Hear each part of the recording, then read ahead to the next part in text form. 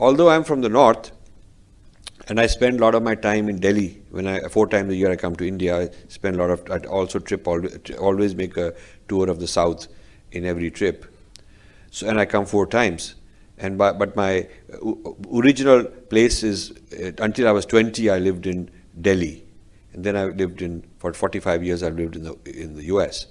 So although my collections are mainly been with Delhi, I concluded that this renaissance, this revival of Sanskrit and Sanskriti cannot be done in Delhi.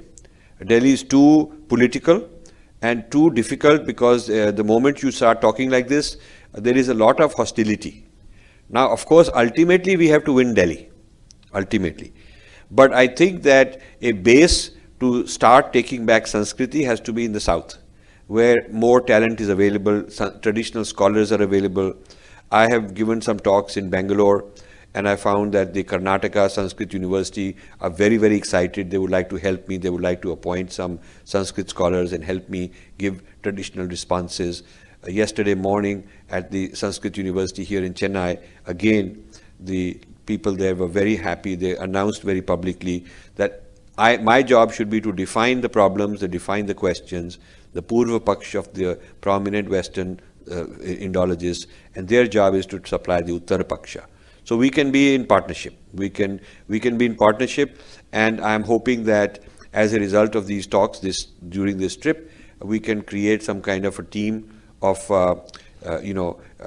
traditional scholars in the south and maybe also from other places, but maybe mainly controlled, or the base can be somewhere here. And that's my first goal in this battle, is to create what I call home team of traditional intellectuals, and then I can coach them on what the Western Indology is saying, and their job is to give responses. So we can be a team. So, and I want to apply the tradition of Purva Paksha, of studying others, and I can help them, guide them as to where the material is, give them the bibliography, the annotated bibliography, the reading list, guide them on how to read it, and let them read it for themselves and come up with answers. That is their job. The second part of this is so the first home team is A, let's call it A, that's the traditional scholars. Then there is another B team, which is intellectuals who are westernized, but who are on our wavelength. These are people in media, these are various scholars, these are public intellectuals, writers, thinkers, people like that. So yesterday morning was Sanskrit University. That's where I hope to bring people into my A team, traditional scholars.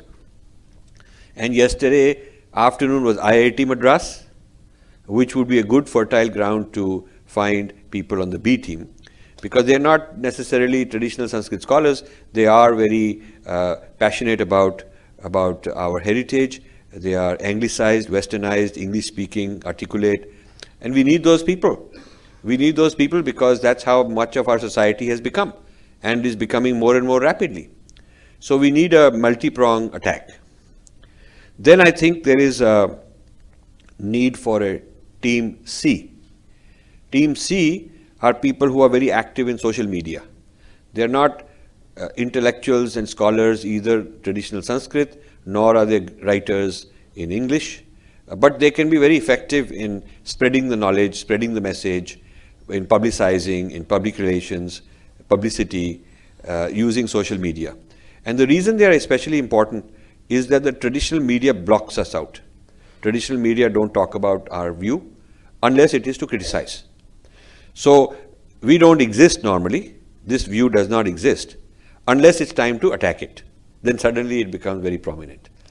And the only antidote we have to that so far is our followers on social media do a very good job of responding. So that is my third team. So the 3 teams are, I need the serious traditional scholars who can dig up all kind of good responses to what the Indology people are writing.